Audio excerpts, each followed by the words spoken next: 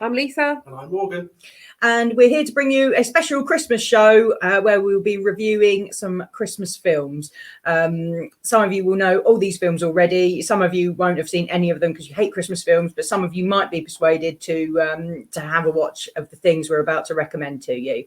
A little bit of housekeeping before we start. Please don't be alarmed that we are sat here next to Morgan. Morgan has been part of our bubble for a lot of this pandemic, so we're perfectly safe to be sat with him here.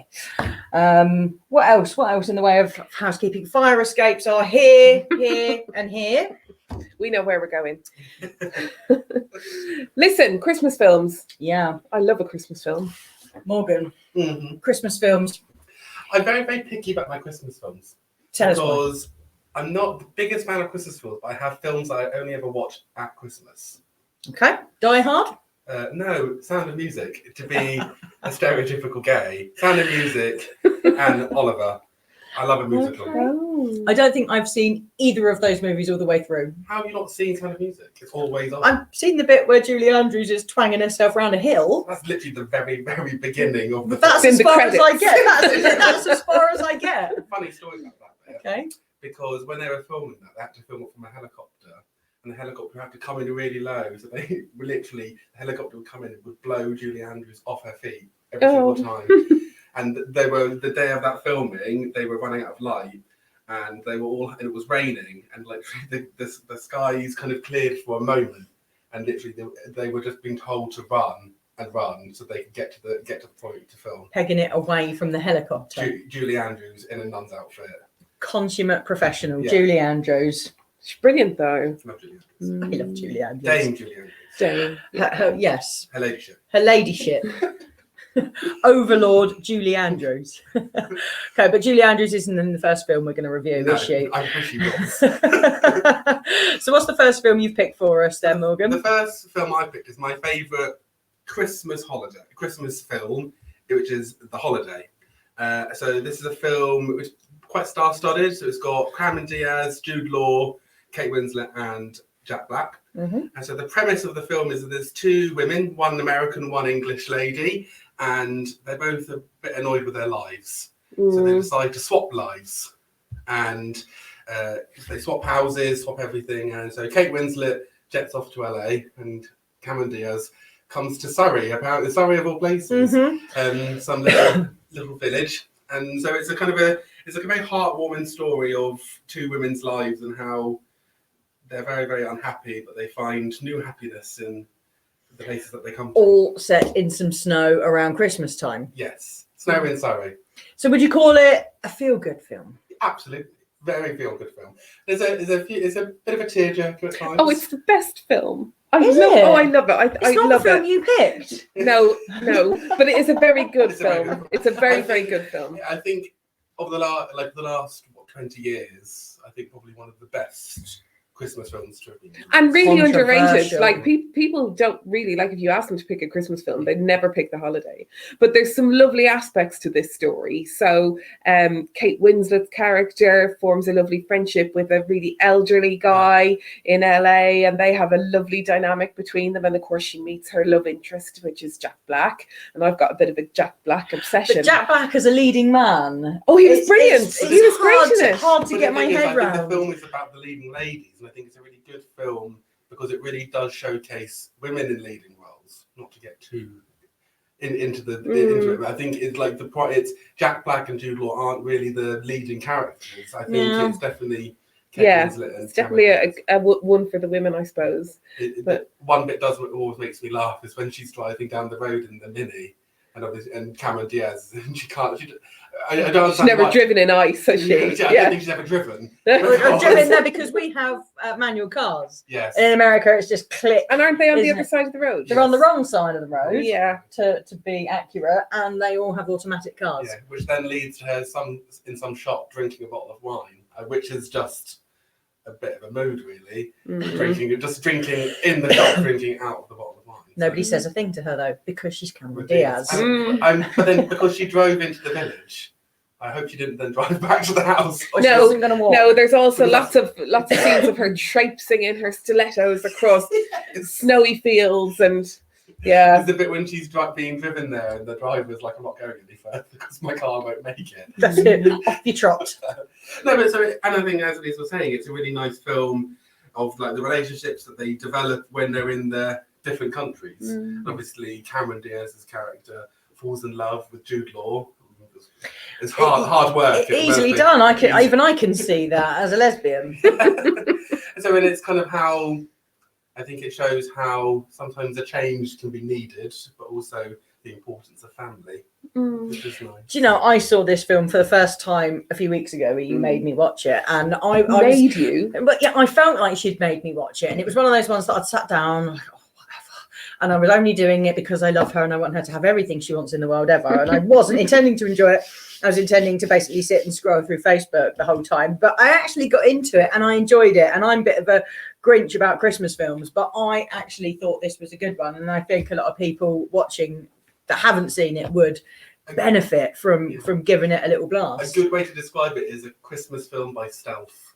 Oh, yes, that is a good. Yes, it's not overly. It doesn't throw Christmas just in your happens to be at face. Christmas time. Yeah, but and also the other good thing in it is that both of the leading women ditch their rubbish relationships, right? So they're with partners who are, you know, treat them so appallingly, and they are completely oppressed by their misogynist men, and so they ditch them and find themselves a much better life. Yeah. So that to me is always going to be a good ending. It's the bit with Kate Winslet when her old guy comes to find her, and it's after this whole kind of development that she's had with this elderly guy who's like the old film director, and it's the old Hollywood films, and how the films that he gets her to watch like have really strong women in them, and how it's mentioned that this is what it feels like to have gumption. And it's really kind of it's such a great scene where she kind of throws off this man, which is a great scene. Yeah, it's a great scene. It's actually a great film. Yes. So what are we going to give this out of 10 then, do we think? Well, I will give it 7.5 out of 10. 7.5, babe. I think it deserves more than 7.5. 7 3/4. I'm going to give it an 8. So we got a 7.5, an 8. I will probably give it a 7, just to level it out a little bit, just to level it down. So we're just going to settle with my score, which is 7.5, as the average. Probably. It's a good film. It's a good film, and actually, it's a film which I think you'll probably find doesn't date with a lot of films that you watch them back 10 years later expecting to enjoy it, and it ages terribly, and this isn't going to be one of those films. So yeah, have a watch of it, see what you think. So now we're going to move on to your film. Mine. Yeah, you tell us what film you have picked. I don't know what I've been allocated. What have you... right, okay. Right, Love Actually. So, you know, it goes on for yonks and yonks and yonks, but it's an absolutely brilliant story that follows. Well, it's funny how they pull it together, isn't it? Because it's all stories in isolation, isn't it? And they are intertwined in ways, aren't they? Yes, very slightly. I feel like I'm going to commit heresy here. Go on. You're going to tell us you say you don't like it. I've only ever seen bits of it. Oh, I've never seen it all the way through. And you had a go at me about The Sound of Music. Warranted. No, I think I've seen the important bits of Love Actually. Which bits? You've seen the horrible Alan Rickman scene, yes, right? And the bit of the dancing Prime Minister, which always makes me laugh. Yeah. But Martine McCutcheon's in it. She's brilliant. Yes. She is brilliant in it. Yes. Yeah. And she swears in her first day in her job at number 10. And, I just think it brings together so many stories. And of course, the story of the little boy. You tell it. Oh, the little boy whose mum has sadly passed away, and he's living with his stepdad, who is Liam Neeson, who's a pretty cool stepdad to have.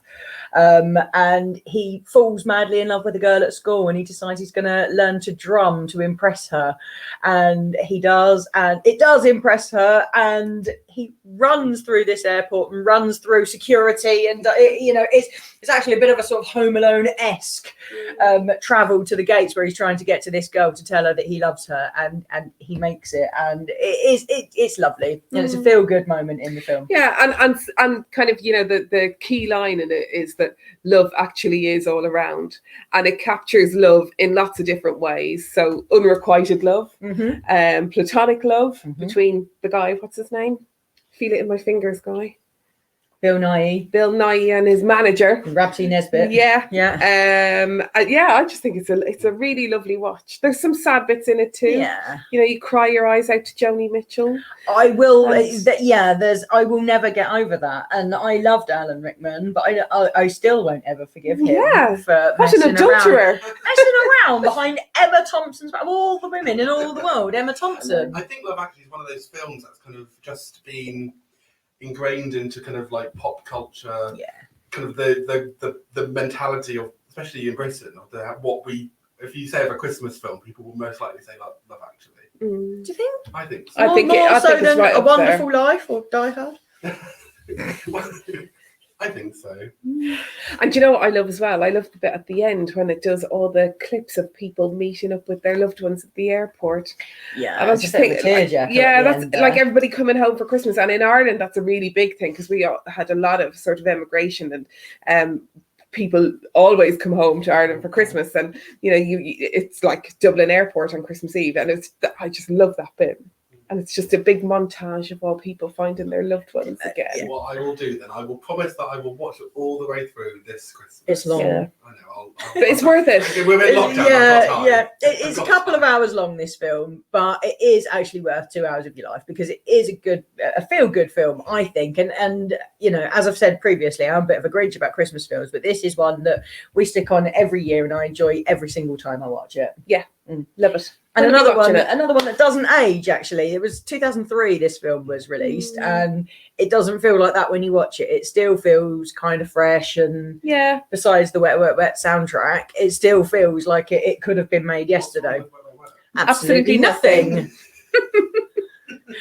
However, there's probably people watching this right now going, who's this soaking damp band you're talking about? But there's some real comedy moments in it as well, isn't there? I mean, it is a really funny film too. It is a really funny There's film. something in it for everyone, so it's definitely worth giving it a watch, I would say. Absolutely. So you're not gonna rate it out of 10? Rating it out of 10. Love Actually, I'm gonna give it a solid 8.5. Ooh, I'm gonna give it an 8. Oh. Well, I don't think I can rate it. You have to. 10 out of 10. This isn't going to work, Which is gives it? this now an average of 9 out of 10, ladies and Are gentlemen. you sure your maths are right? Yeah, I gave it an 8. Would you give You it? gave it an 8.5. So Eight you and a brought in half. decimal points to the maths now. You're stuffed. Do we have any maths teachers out there? What did you give it? 8. 8.5, 10. Brings it up to about a 9. That's like About. It's like 9-ish. 9.2. Right, let's move on. Yeah, so I was kind of right. Okay, so moving swiftly on then, we're going to move on to Morgan's second choice. Morgan, do you want to tell us all about this classic? Home Alone 2, Lost in New York, which, in my opinion, disproves the rule that the sequels are worse than the first film. Yeah. I think Home Alone 2 is better than Home Alone 1. Controversial. It's not I have an issue. Okay. I've never seen it. Oh, no. So I'm not going to be able to vote. When you said we were reviewing Home Alone, I thought you meant the first one. It nearly was the first one until Morgan decided, spur of the Oh, so moment, it's all that the Home Alone man's 2 fault. Lost in New York is better than Home Alone 1 It's great Lost at Home. because the best bit of the film is when the bird lady throws tar over the guys and then hang on. feathers over him. I think I have seen it. And the worst bit of the film is it's got Don It's your woman. What's her name? Yes. What's that lady? But the bird lady was the lady from Casualty. Yes. Brenda Fricker.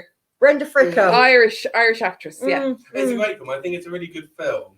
And I think Home Alone 1 is funny, but I think Home Alone 2 is just even funnier. Home Alone 1. Really in-depth analysis there. Home Alone 1 makes Kevin seem like a bit of a psycho. Yeah. And Home Alone 2, he's more like a scared little boy lost in a big bad city. What I really want to know about Home Alone is what do Kevin's parents and his family do? So firstly, Kevin's family owns that massive house. Yes, And they've got about 12 children. 12 children, and they can afford to No, they're not all. No, they're go not. to Florida on holiday. That's all his cousins. No, it's not. No, It is.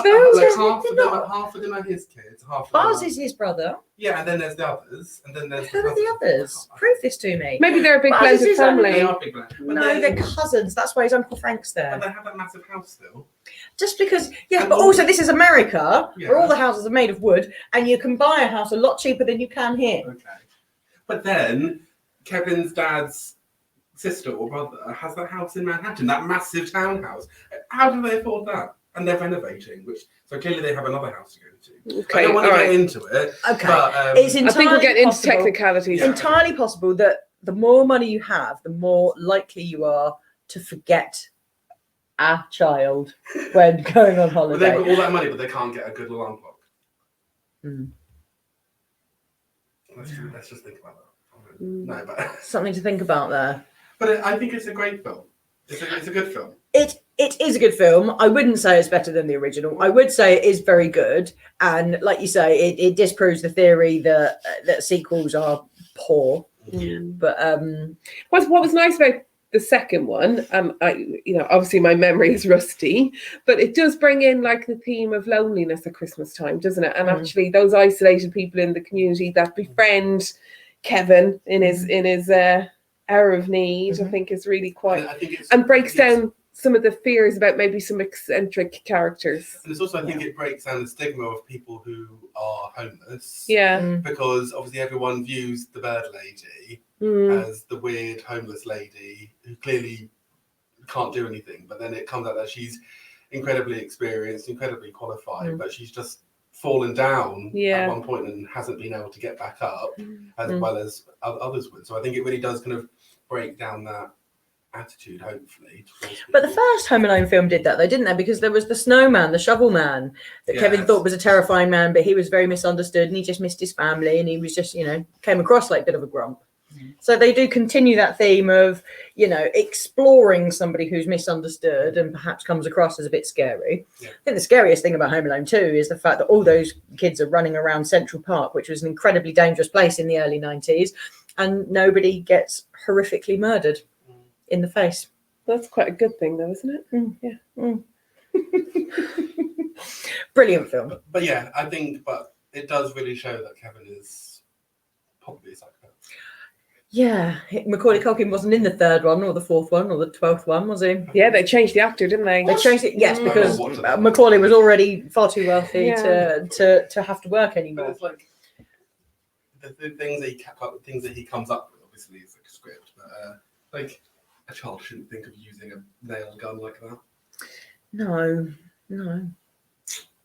Would you get away with it now? Would you get away with making a film like that now? Yes. Do you think? Yeah, because it's like because it's slapstick. Is this modern day slapstick? I think it would be more. It would be more slapstick. It would be more kind of overt slapstick. It wouldn't be as it was in Home Alone. But I think they could still get away with something along those lines. Really? What's that? So, hold on. What are some of the scams he pulls in the second one? I can't remember. But it's like the bit when he does the slippy jelly on the ladder and they jump on before they fall. Isn't it kerosene? He soaks a rope in kerosene and then sets fire to it when there's somebody trying to climb up it or climb down it. It was quite lethal, wasn't it? Yeah, these are pretty dangerous. Like stunts. all of those things, you kind of... He throws the toolbox down the stairs at them. Yeah. Bowling balls. Yeah. Yeah, the reaction to each of those things is... ooh, because it's... When my kids get in those ideas. Yeah. Be careful when you go upstairs. You might have a toolbox being thrown at you. Block this film on Netflix. They don't get any ideas. Certainly the first one where he's shooting at people with their rifles. Yes. Or the iron in the face. That was another one. Yeah. The first one, I think we're reviewing both of them now. Yes, the we first one is much more brutal, I think, than the second one. I think the I second loved one the is first one. The second one is much more light-hearted. The bit I like in the second one is when he develops the relationship with the guy that owns the toy shop. Oh yeah. Oh, and the That's bit when he nice. wraps up the brick and he's like, "I'm really sorry. Here's all the money to anything." Yeah. I mean, that's quite nice. And he's got the guy from the toy shop gives him the two doves, the interlocking doves, and he gives one to Meg from Casualty. I feel like because I've been calling her the bird lady. Did the character actually have a name? I don't know. Bird lady. Have a look on the Bird lady. Let's have a look. Bird lady. Bird lady. Bird lady. We can't see without going in.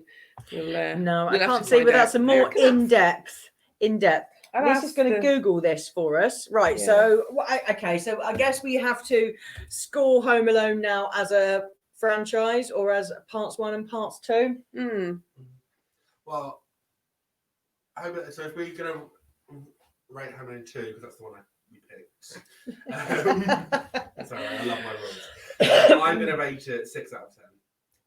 You picked it, and you picked a 6 out of 10 movie. Yeah, but it's not as good as The Holiday. She was cast as Pigeon Lady. Oh, sorry. Bird Lady is very close. But It's like calling someone that's called Janice Janet. I feel like I need to actually give her a mention. So the actress is Brenda Fricker. And she was also in a film called My Left Foot, which was a revolutionary film for anyone who hasn't seen it. Not a Christmas movie. Absolutely isn't a Christmas movie. But a fantastic film nonetheless. And she's just such a talented woman. She is a talent. Yeah. So as an Irish woman, I feel like I need to champion her. So check out her work. Films with Irish women in. So your score for Home Alone 2? 7. I'm going to give it an 8. Okay. I love the Home Alone films. I think they're brilliant, and they gave the world Macaulay Culkin. Richie Rich as well. No, let's not talk about Richie Rich, because then we'll have to talk about My Girl and the bit where the bees. Stop. Is I can't do My Girl.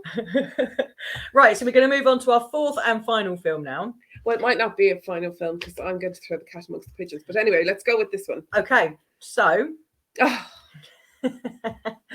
this is a new film this year, The Happiest season, and it's directed by Claire Duval. And as anyone that's seen me on any of these programs knows, I love Claire Duval more than Jaffa Cakes. I think she is absolutely brilliant, both in front of and behind the camera. But The Happiest season is a new film she's released, and she wanted a Christmas film that represented her experience as a gay woman. So therefore, we have got a lesbian Christmas film. Now, how refreshing is that? How refreshing is it indeed? I loved it. We watched it the other week, didn't we? It is a happy film. It's funny. There's no surprises to this film. You know what's going to happen when you switch it on and you see the first few scenes. But the basic premise of this film is a girl takes her girlfriend home to meet mum and dad at Christmas, but she's not out.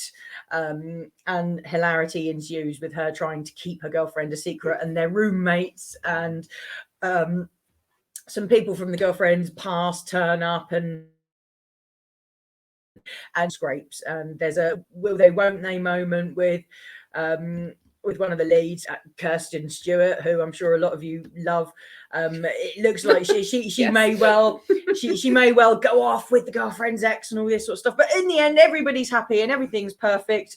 And it is the happiest season. And it is the happiest season. And it turns out mum and dad are absolutely fine and they don't have a problem with her. Well, being they're fine in the end, but it's not entirely fairy tale. And I think it does sort of show the challenges perhaps for people who aren't out to their parents. And the mum was fairly okay, but the dad took a lot of convincing. And I think what it wasn't the fact that the dad is homophobic or has a problem with his daughter being a gay woman. It was more fear of what others think. The dad's a politician. Yeah, but that's an awful lot of the problem a lot of the time, isn't it? Perhaps. But the other person who's in this who is absolutely brilliant, and I absolutely love him, is Dan Levy. From Schitt's Creek and lots of other things. But yeah, he plays the gay best friend. And he was brilliant, wasn't he? He's brilliant. So good. Yeah, he is very much his character from Schitt's Creek, though. He is very David Rose. But that's okay, because he's brilliant too. That's what you want from him. Yeah. But the cast is absolutely stellar, I think, in this film. And it's got Mary Steenburgen in it. And it's got, Dan Levy. It's got Kirsten Stewart. It's got Aubrey Plaza. It's got people like this in it. It's an impressive cast. It's an impressive film. And I really recommend that you all actually give it a blast. You can rent it on Amazon for, I think, $4.99 for a couple of days. And please do, because I think it's really important that we support films like this. Films that have representation in them are just so important, and we need more of them, and we'll only get more of them if we support the ones that are out there. So please do try and make an effort to see it. It's really, really good. Absolutely. A really nice watch, a really good watch. Yeah, it's nice to have them. And here's an interesting tidbit for you. Love Actually had lesbian scenes and lesbian characters cut from the final edit. There was a lesbian storyline placed within that, and then Richard Curtis decided that the world wasn't quite ready to see ladies who love ladies, and removed it from the final cut of the film, which is so here we are, shameful. 17 Here we are, years on. 17 years later, actually getting our lesbian holiday film. That's always such a common. I've always think that's been such a common thing in films and TV shows of the last 10 years, is that the writers or the producers have put things in only for them to be taken out of fear of, I don't know, rocking the boat. It's the commercial aspect, isn't it? You know, they don't want to affect profits, and they want to appeal to the masses, and you know, they don't want it to be a film laced in controversy. But I think the world has moved on so much now that actually it will add to those profit margins if we get those kind of storylines in. So the more we support them, the better. And another thing that we spoke about on News on the News actually recently was the film The Prom, which is available on Netflix. Please do give that one a watch as well. It's got James Corden in and lots of other really cool people. And that's another one that has brilliant lesbian representation in. Emma Thompson. It has Emma Thompson. Yeah. It's absolutely. Is it Emma Thompson? It's not Emma Thompson. Who is it? I haven't seen it. I feel like I'm really bad. I've seen like the trailers, and it feels like it's got everyone. It's not Emma Thompson. Really? It's the other one. It's the other one. The other one. Yeah, the other Emma Thompson. Yeah. Hang on. I'm so sorry. I'm really, really bad with names. So has it got Gillian Anderson? Thingy. It's got Nicole Kidman. Nicole Kidman. Meryl Streep. There we go. How could I forget? Meryl Streep, the American Emma Thompson. The other Emma Thompson, Meryl Streep. And Ariana DeBose, and you know, loads of really good actresses in. So I think what you were saying, do you think we are getting to a point now though where films and TV shows are not scared to do it anymore? I think people almost, it's not that they expect it, but it's welcomed. So you need, like, not necessarily Christmas, but you need to just watch any kind of TV show now where a gay character is no longer seen as the storyline. They're just a character. It's been very tokenistic for years, hasn't it? It was always kind of, if you had a gay character, you knew they were most likely going to get AIDS and die from AIDS, because that was the only thing their story. Or they were going to be the gay person always dies. So, but now I think we are hopefully moving to a new point. I hope so. It feels like there is a bit of a sea change in that. So, you know, I hope it continues. And, you know, I've read a few articles about this film, and Clea Duvall has really, you know, pushed for getting more of this kind of thing on our screens. And it's something that she wanted to do for a very long time. And I think she's done a brilliant job with this one, actually. And it's a classic Christmas movie. I think it's going to be one that we'll watch year after year. Yeah, absolutely. I want to watch it again. I would like to watch it again. Actually, going back last Christmas, we watched a film, didn't we? We went to the cinema to watch it, and it was called Last Christmas. What's going to the cinema? What's that? Oh yeah, no, this year, the 2020 generation won't remember this, but back in the dark ages, before everybody was diseased, we could go to these big rooms and sit in the dark and listen to other people eat popcorn and watch films. Was it called Last Christmas? And it had Emma, what's her name, from Emma Thompson. Well, it might have been the American Emma Thompson. It had Emma Clarke from Game of Thrones in it. That's it, Emilia Clarke from Game of Thrones in it. And it was all centered around the music of George Michael. And there was a token lesbian in that, wasn't there? Her sister was a token lesbian.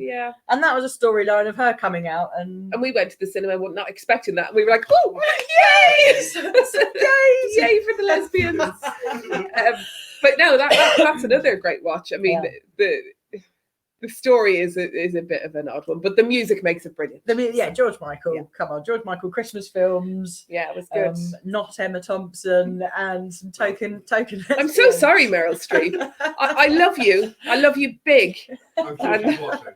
She probably is. And you know what? I think she is. I'm sure Meryl takes it as the greatest compliment that she's being compared to Emma Thompson. Right, so anyway, back to the Happiest season. Morgan, you haven't seen it, so have a guess. What do you score it? Well, I gave. Are you into lesbian love stories, Morgan? My dad talking about loved lesbian films, I love Carol. So Carol was very good.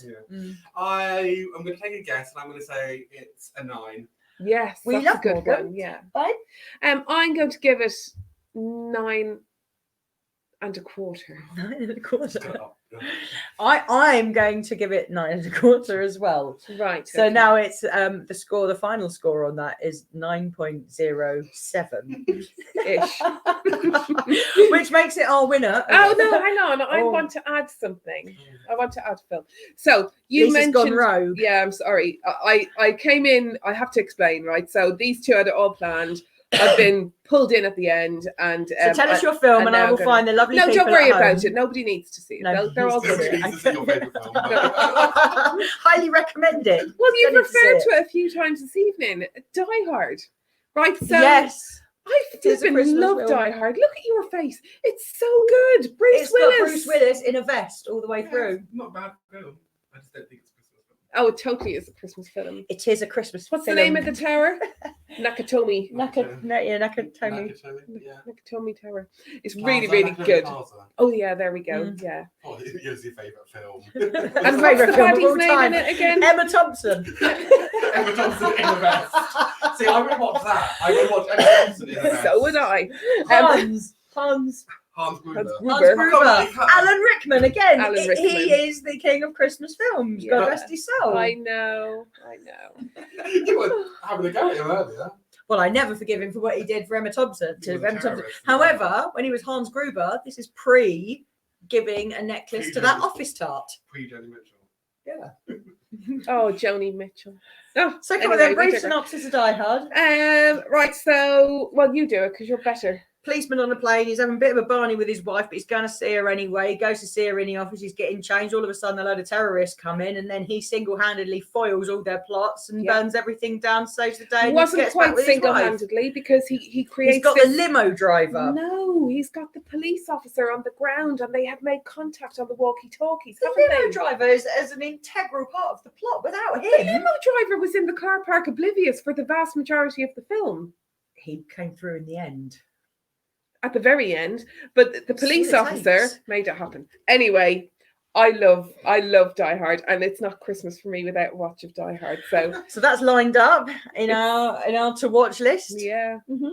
last day of work tomorrow, and then that's it. And then Christmas it's movies Die all the way. Die Hard on repeat Die all Hard never weekend. But I tell you what, though, I only like the first one. So the rest afterwards, those sequels I know are the fun. other one is in a taxi. That was Die Hard with a Vengeance. That's the third one. Is Emma Thompson in that one? Yes, Emma Thompson plays most extras. Oh, Emma Thompson is I much was more like- than an extra. I'm like, what are you doing? So come on then, quick mark out of 10 for Die 9. Hard. 9. Okay. 7. I'm going to give Die Hard an 8. Mm. So, That Okay. way, still my film still wins with 9.2. but why did you give Happiest Season like 13 out of 10? Like, definitely. I give Happiest Season 9 Five out Emma of 10. Thompsons. I give Claire Duval, the director and writer of the movie, 17 Emma Thompsons out of 10. Emma Thompson, we love you, Emma Thompson. We Emma do. Thompson, And Meryl please Streep. get in touch with Pride in Surrey. We would love to do a big interview with you and discuss your role in Die Hard 2. Oh dear God. But if you are watching, we would love to interview you. We would love to interview you, and we Please will only spend send an email, the Lisa shortest time. at prideinsurrey.org, and I'll be delighted to speak with you. Or Kel at prideinsurrey.org. Only if you're clear to Val. run through some questions pre-interview, just to let you know what films of yours we would like to talk about. Die Hard. Die Hard, and mainly that scene where Alan Rickman gives a gold necklace to that office tart. That was an awful thing, wasn't It it? was an awful necklace. But she likes the necklace when she sees it, though, doesn't she? Which goes, oh, but she's just so used to her useless husband giving her a scarf every year. But she thought she was getting the necklace. So she finds the necklace in his pocket. Oh, yeah. Right, so she sneaks a peek Yeah. and she looks at it and she goes, oh, I'm getting this for Because Christmas. it has a bit of weight to it. She was going to And smelt then it down and that make some horrific scene where they're about to go to the children's nativity play and they're allowed to open a present, as is their family tradition, and she chooses the necklace to open and she opens it And it's a Joni And it's a Mitchell CD. Joni Mitchell which is CD. a lovely present. And her heart in that moment completely breaks. And she has to excuse herself. Go and have a little cry. And she goes and has a little sob in her bedroom, and she's trying to like bat back the tears because she's got to be all strong for the children. And she does it because she's a blinking good mother. Because she's Emma Thompson. And she's Emma Thompson. And after everything she went through in Die Hard, she can go. I'm trying to help this situation here. You're just making it worse. I'm so sorry, everybody. Watch everything with Disrespectful. Emma Thompson in this Christmas. Watch Die Hard 1, 2, Die Hard 3 with a vengeance. Sorry, Emma Thompson. Watch everything we review tonight because actually they're all good films and you will enjoy them. And if you don't, it's a waste of a couple of hours where you're not thinking about COVID and the people you might not get to see this year because of this horrendous virus that we've had doing the rounds. Yeah. It's a lovely bit of escapism, isn't it? You know, plonk yourself down in front of the telly, close the curtains, put your twinkly lights on, and like when I watched The Holiday the other day, I watched it and it took me like a good hour and a half, and it was when I realised that I'd been sat down and just watching something for an hour and a half, and I was like, I didn't even look at my phone. Lovely. Like, yeah, it's nice. It's nice when you get engrossed in something then it was like 4 that. o'clock in the morning. I was watching it. No. There we go. So please try and escape this year. Try and escape into a film, or even if you just escape into some Vicar of Dibley reruns on the telly, just give yourself some time to sit down and to relax and to escape everything going on in the world at the moment and to just chill out and find some time for yourself and enjoy it. But that's it from us for our movie review. Thank you very much for bearing with us for the last 37 minutes. I'm sure it's been torturous for you. It probably has been. So if you do need to talk to somebody, either about Kel's lack of professionalism this evening or about any Emma other Thompson reason, and the films in which he's been in.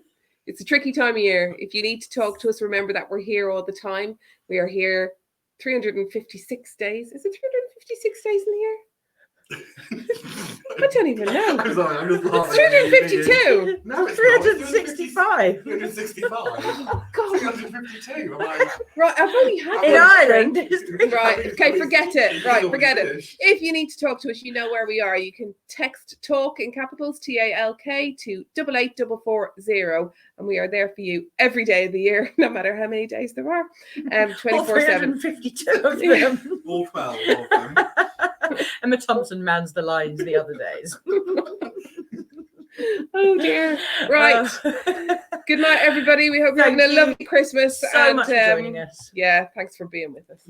Bye. Sorry. Thanks, Emma. Yeah, thank you for everything you've done for Christmas films, Emma. And Meryl. And genuinely thank you to everybody watching the Not Alone show. We do this for you. So thank you very much for staying with us, sticking with us and putting up with us this year. And we will be back and we will see you in 2021 and we'll have some brand new fresh content for you. So Merry Christmas. Merry Christmas. Merry Christmas.